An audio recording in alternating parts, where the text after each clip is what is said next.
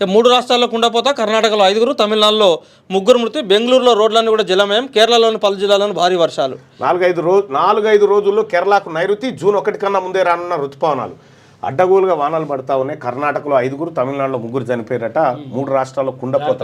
ఇది పోయే కాలం కాకపోతే ఏం చెప్పేది, మే నెలలో వర్షాలు కూర్చుండే.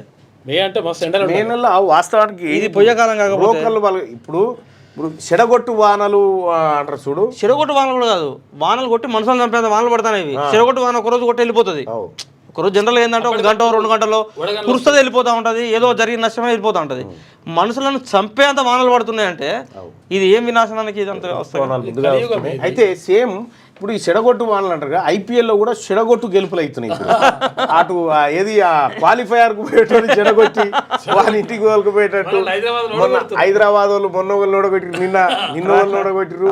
అవతల అంటే చెడగొట్టు వానలు అనేటి ఇట్లుంటే చెడగొట్టు ఆటలు ఉన్నాయి కొన్ని.